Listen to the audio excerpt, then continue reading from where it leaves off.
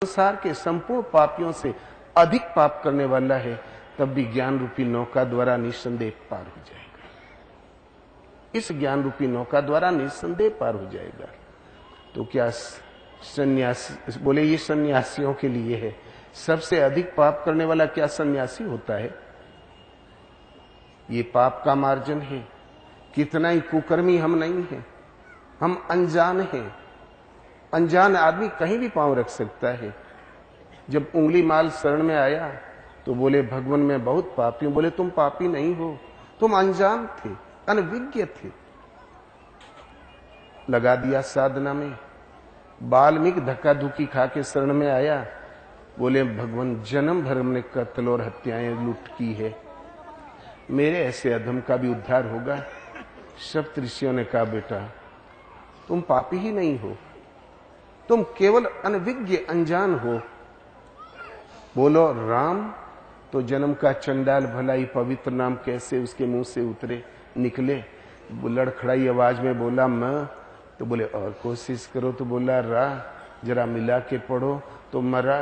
बोले ठीक, तुम मरा ही पढ़ो, हम लौट के न आवे, तब तक यहां से हटना मत। ये पानी पियो, ये पत्तियां खाओ, किसी की ओर देखना मत, बात मत करना।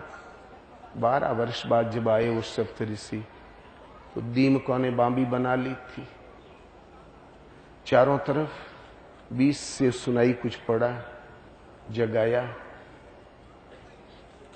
समाधि लग गई। पता नहीं कब मरा मरा राम में बदल गया, राम ध्यान में बदल गया और ध्यान समाधि में। तो उल्टा नाम जपा जग जाना, वाल्मीकि भय ब्रह्म समाना। मरा मरा से शुरू का वज्रपात की, हम कहते हैं पात की, भगवान कहते हैं अनविज्ञ अनजान। इसलिए कोई पाप नहीं। प्रभु की जिस क्षण शरण में आ गए, उसी क्षण से शीघ्र धर्मात्मा, सदा रहने वाली शांति। स्त्रियां जपें, बच्चे जपें, और मनुष्य भजन भगवान की हमें जरूरती क्या? ये निष्काम कर्म योग क्या बखेड़ा है? यदि कामना न होती तो हमें भगवान की जरूरत क्या है वास्तव में? और हम तब भगवान को ढूंढते हैं जब हमें कोई न कोई कामना सताती है, उसकी आपूर्ति के लिए। वास्तव में कामना करके मनुष्य सत्य का निर्णय ले ही नहीं पाता। क्यों? बुद्धि, मन और इंद्रियें, इनकी पहुंच माया तक है। गो गोचर जहां लगी मन जाई, सो सब माया जाने भाई।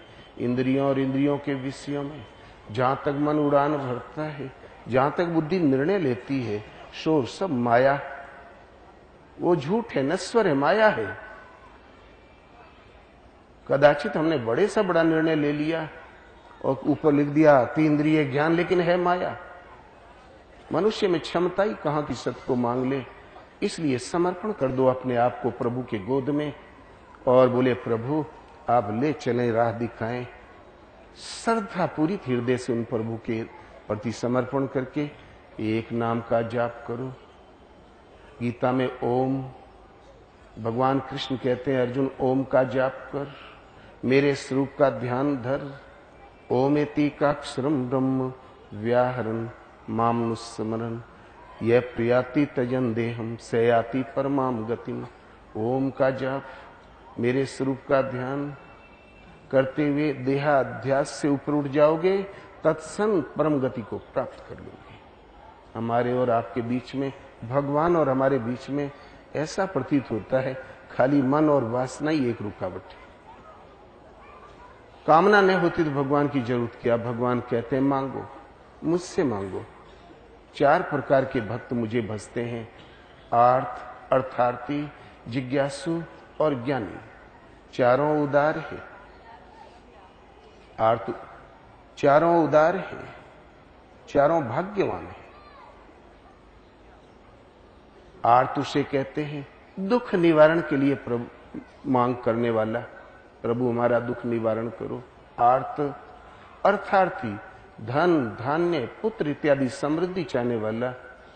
जिज्ञासु, मूलतः सत्य है क्या जानने की इच्छा वाला।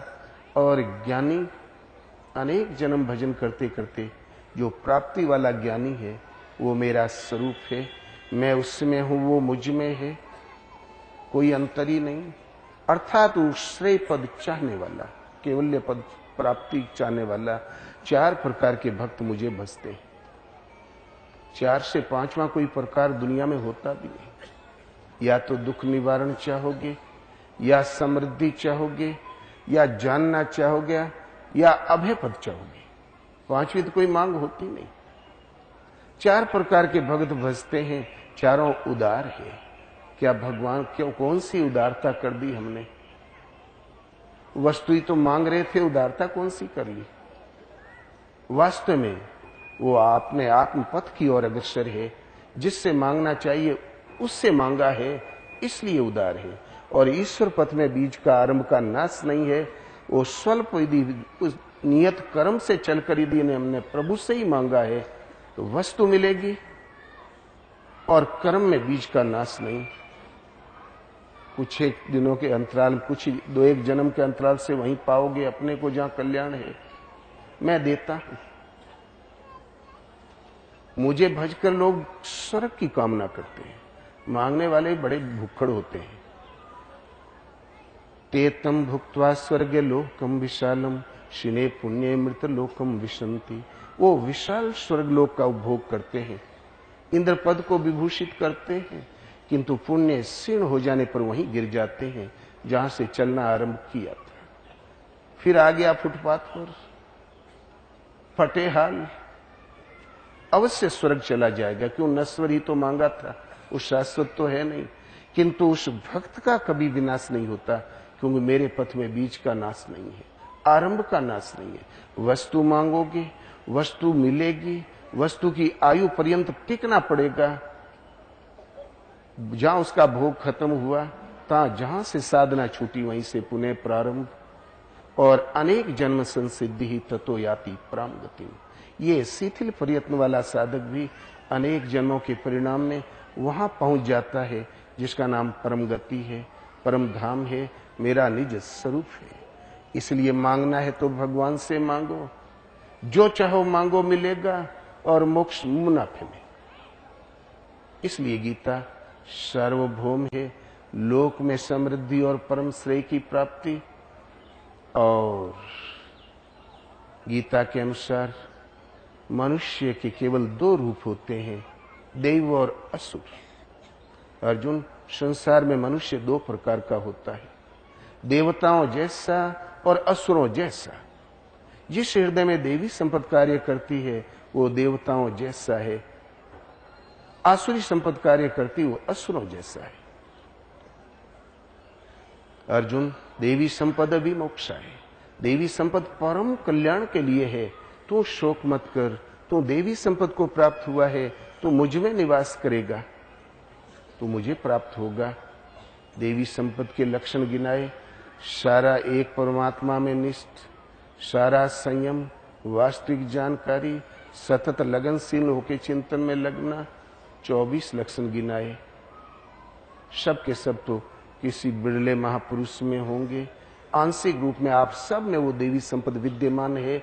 यदि देवी संपत्ति न होती तो हम यहाँ आए क्यों, धाम में बैठे क्यों है? प्रथम भक्ति संतन कर संगा, ये भक्ति की सीढ़ी पर हम क्यों खड़े हैं? इसलिए तो शोक मत कर, परम कल्याण के लिए है देवी संपद। आसुरी संपद अधोगति, नीच योनियों में भटकाने के लिए है। अर्जुन, वास्तव में मानव के स्वभाव 2 प्रकार के होते हैं, देवों जैसा, असुरों जैसा। या तो हम प्रवृत्ति मार्गी होंगे या निवृत्ति मार्गी। जहां पहुंचकर निवृत्ति हो जाए, छुटकारा मिल जाए। प्रवृत्ति का अर्थ होता है सदा प्रवृत्त रहो, चाल कभी बंद नहीं होगी और पहुंचोगे कहीं नहीं, एक भटकाओ। आसुरी संपत्ति, बस मनुष्य की 2 ही प्रजाति है। या तो हम प्रकृति प्रधान होंगे, भोग प्रधान होंगे।